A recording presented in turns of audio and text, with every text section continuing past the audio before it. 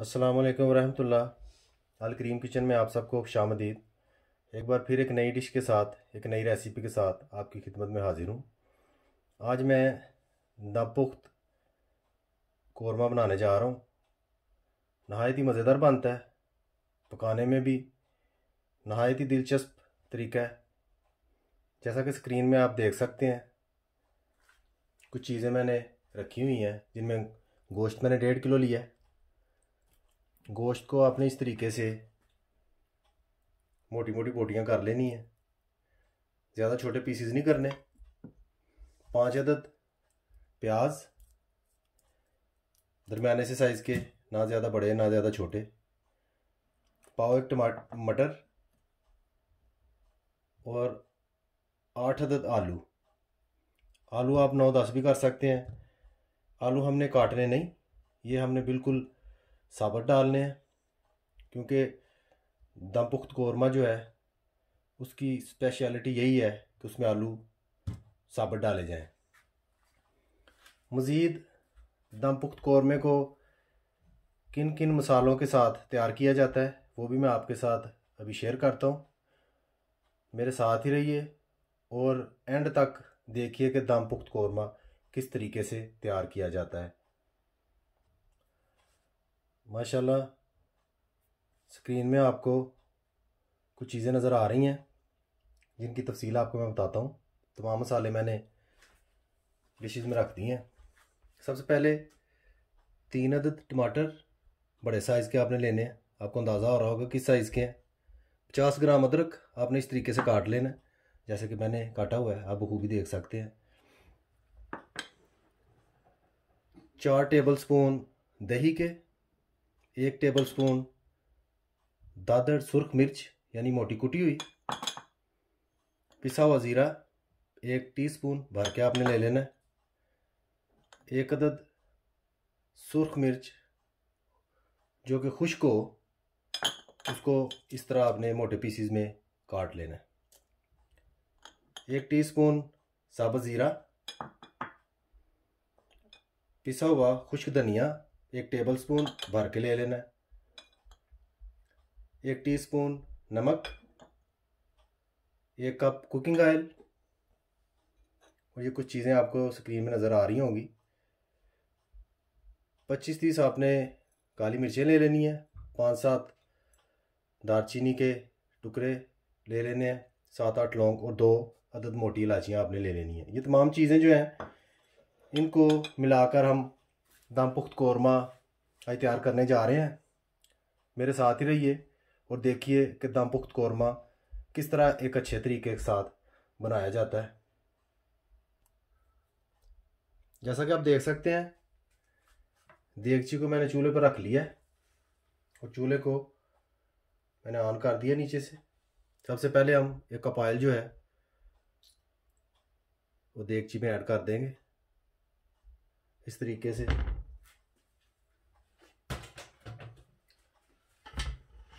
यूं ही ऑयल हमारा गर्म होता है, हम इसमें प्याज ऐड करेंगे। माशाल्लाह ऑयल हमारा गर्म हो चुका है। मैं सबसे पहले इसमें प्याज जो है वो ऐड कर दूंगा। एक बात आपने याद रखनी है, यूं ही ऑयल गर्म हो अच्छी तरह, प्याज डालने से पहले आपने चूल्हे को बिल्कुल हल्का कर देना है। इससे ये होगा कि आपका प्याज जो है वो फ़ौरन नहीं जलेगा, बल्कि आहिस्ता आहिस्ता वो पकेगा। इस तरीके से आपने जो है ना करना है। आँच हल्की करके एक बार इसे अच्छी तरह घी में मिक्स करके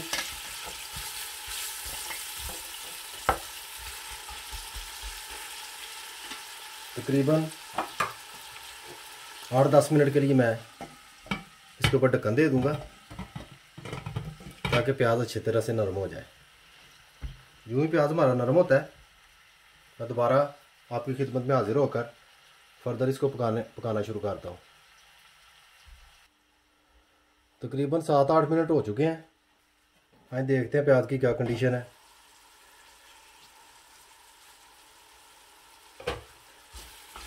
माशाल्लाह आप देख सकते हैं प्याज हमारा जो है काफ़ी नरम हो चुका है।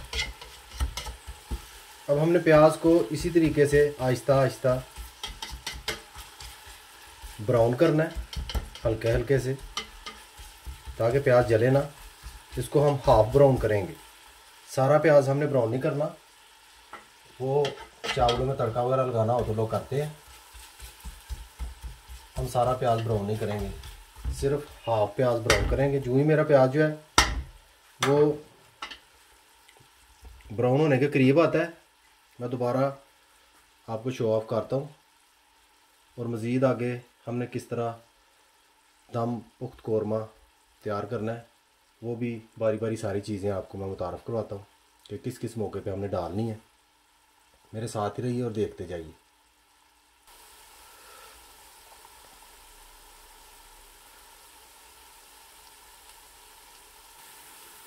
माशाल्लाह प्याज हमारा आप देख सकते हैं हाफ ब्राउन हो चुका है, काफ़ी प्यारी रंगत बनी है प्याज की। अब हम सबसे पहले इसमें ज़ीरा जो 1 टीस्पून लिया था भर के वो ऐड कर देंगे। उसको इस तरीके से अच्छी तरह से हिला लेंगे। इस तरह से हिलाकर बिस्मिल्लाहिर्रहमानिर्रहीम गोश्त हम इसमें ऐड कर देंगे।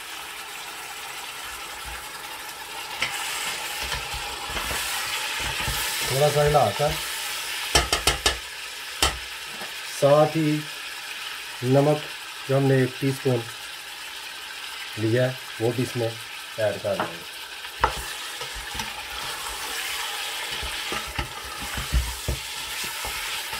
तकरीबन 10 मिनट के लिए गोश्त को इसी तरीके से हम भूनेंगे ताकि गोश्त तकरीबन 40% पक जाए। जैसा कि आप देख सकते हैं इसी तरह से हमने गोश्त को भूनना है। उसके बाद हम दूसरे मसाला जो है वो ऐड करना शुरू करेंगे।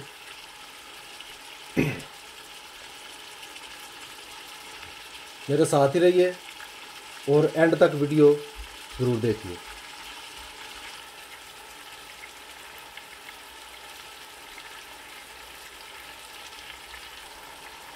माशाल्लाह 7-8 मिनट मैंने ऐसे घी में गोश्त को पकाया। अभी मैं गोश्त पर ढक्कन देकर उसे ढाँप दूँगा।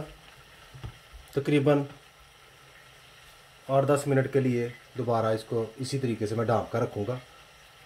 उसके बाद दोबारा पकाना शुरू करूँगा। 7-8 मिनट हो चुके हैं।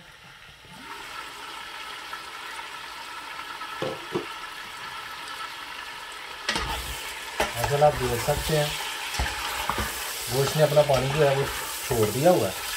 आपने एक चीज़ का ख़ास ख्याल रखना है कि जब ढक्कन देकर ऊपर से ढाँपें उसको आपने एक आध बार चेक भी करना है। ऐसे नहीं करना कि ढक्कन देकर ऊपर आप बस भून जाए, वो नीचे गोश्त जो है, क्योंकि पानी वगैरह तो हमने डाला नहीं है, प्याज का पानी है, ये गोश्त ने अपना पानी छोड़ना है और वो घी में बहुत जल्दी खुश्क हो जाना है। अभी माशाल्लाह 50% तकरीबन हमारा गोश्त जो है वो पक चुका है। बाकी के जो सारे मसाले हैं मैं उसमें ऐड करूँगा। पिसा हुआ ज़ीरा सबसे पहले ऐड करूँगा, खुश्क धनिया टेबल स्पून जो लिया था वो मैं ऐड करूँगा, अदरक 50 ग्राम वो भी ऐड करूँगा। साथ एक बार इसको हिला लेता हूँ क्योंकि पानी इसमें से बिल्कुल खुश्क हो चुका है। पानी तो मैं ऐड कर सकता हूँ लेकिन अभी करना नहीं है। दादर मिर्च,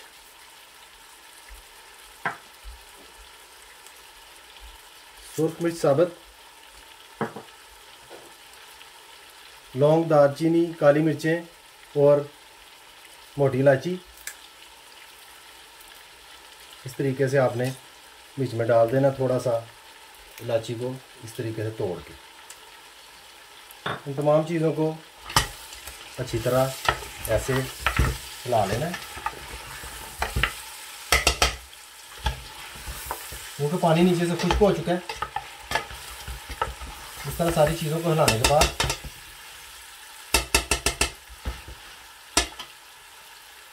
आपने क्या करना है, थोड़ा सा पानी बीच में ऐड करना है, ज़्यादा नहीं, ताकि ये लगे ना। माशाल्लाह बड़ी प्यारी खुशबू आ रही है। अभी मैं फिर 5 मिनट के लिए इसको ढाँपूँगा ताकि मसाले जो हैं उनकी खुशबू अच्छी तरह से गोश्त में मिक्स हो जाए। उसके बाद आपकी खिदमत में फिर हाजिर होता हूँ। आए देखते हैं कि अभी क्या कंडीशन है गोश्त की। माशाल्लाह गोश्त हमारा जो है वो पक रहा है।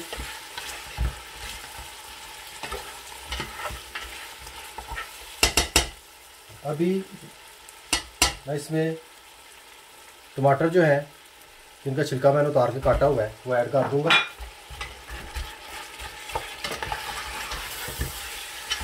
और अच्छी तरह से इनको हिला दूंगा।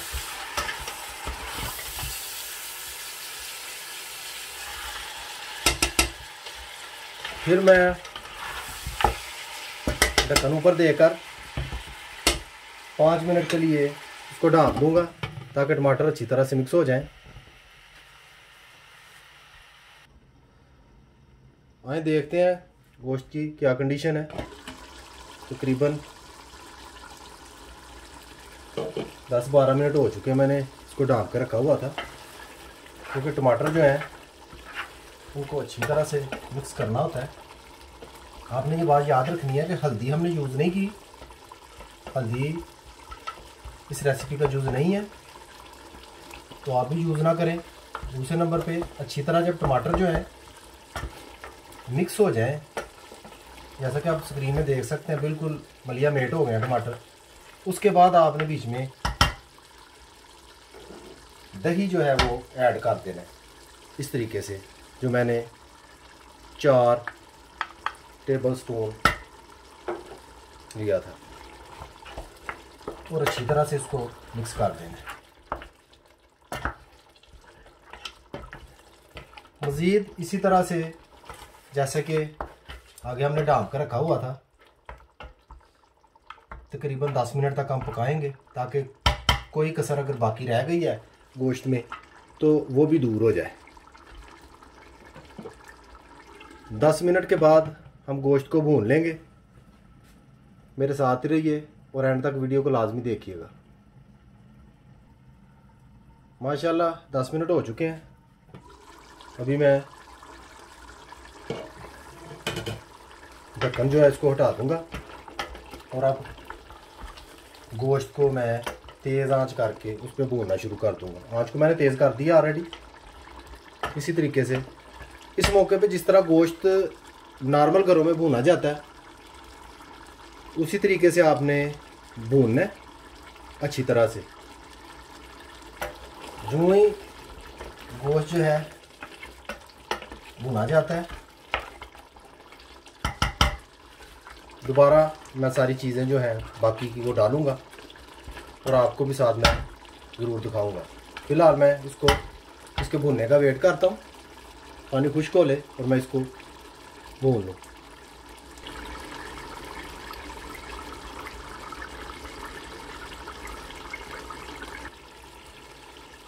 माशाल्लाह आप देख सकते हैं ऑयल जो है वो ऊपर आ चुका है।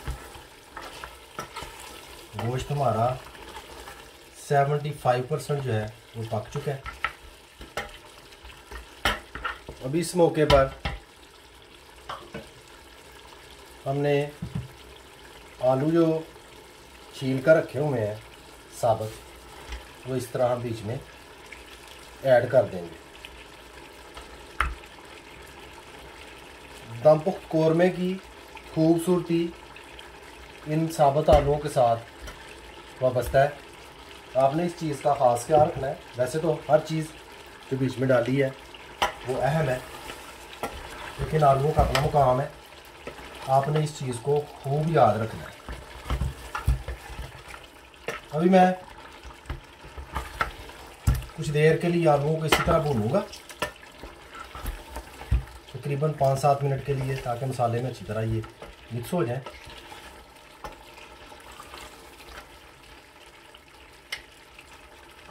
उसके बाद मैं थोड़ा सा पानी ऐड करूँगा बीच में, हाफ कप पानी का मैं ऐड कर दूँगा इस तरीके से, और ऊपर से ढाँप दूँगा। 10 मिनट के लिए ऐसे ही दम पे रखूँगा ढाँप के। उसके बाद देखते हैं इसकी क्या कंडीशन है। आए देखते हैं क्या कंडीशन है दापुख्त कौरमे की। माशाल्लाह ये तो तकरीबन बिल्कुल तैयार हो चुका है, पानी खुश्क हो चुका है, आलू जो है वो भी आधे पक चुके हैं। अभी इस मौके पे मटर जो हमने लिए हुए हैं वो इसमें ऐड करेंगे इस तरीके से।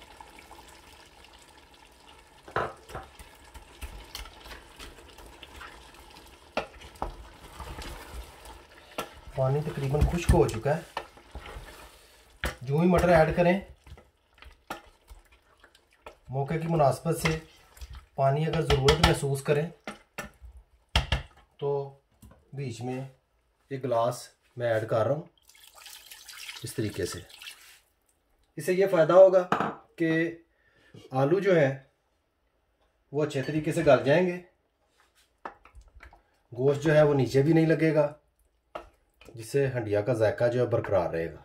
इस तरीके से अच्छी तरह से आलूओं को बीच में डिप कर दे, ऐसे जिस हद तक हो सकता है। आंच जो है उसको अब आप फुल तेज़ कर दें। आंच का उतार चढ़ाव याद रखना है, एक फ्लेम ही नहीं आपने रखना कि तेज़ पे रख कर पकाते जाएं। अभी मैं 10 मिनट तक मज़ीद पकाऊंगा ऐसे ही, यानी कि समझ लें आपके आलू ही उबालूंगा। उसके बाद दोबारा आपकी खिदमत में हाजिर होता हूँ। आए चेक करते हैं आलूओं की क्या कंडीशन है। काफ़ी देर हो चुकी है आलूओं को दम पे रखे हुए। माशाल्लाह आलू जो है हमारे बिल्कुल तैयार हो चुके हैं। अभी आग को मैं तेज़ कर दूंगा फुल फ्लेम पे, क्योंकि थोड़ा सा पानी जो है उसको हमने खुश्क करना है, सारा पानी ऐसे नहीं रहने देना हमने। इस मौके पे मैं 1 टीस्पून मसाले का जो है वो इस तरीके से ऊपर डाल दूँगा। गरम मसाला लाजमी डालना, और साथ में सब्ज़ धनिया इस तरह ऊपर मैं अच्छी तरह से डाल दूँगा, और साथ ही इस तरीके से अच्छी तरह मिक्स कर दूँगा। अभी तकरीबन 5 मिनट मैं मज़ीद पकाऊँगा। मज़ीद 5 मिनट पकाने के बाद इसका पानी जो है वो खुश्क हो जाएगा, फिर मैं आपकी खिदमत में दोबारा हाज़िर होता हूँ। माशाल्लाह अल्हम्दुलिल्लाह आप देख सकते हैं पानी हमारा जो है वो खुश्क हो चुका है। ज़्यादा पानी भी हमने खुश्क नहीं करना, जूसी जूसी रखना है, थोड़ा सा ग्रेवी टाइप, वो इसकी खूबसूरती है। दापुख्त कौरमा हमारा बिल्कुल तैयार हो चुका है। अभी मैं इसको डिश आउट करके आपकी खिदमत में हाजिर होता हूँ।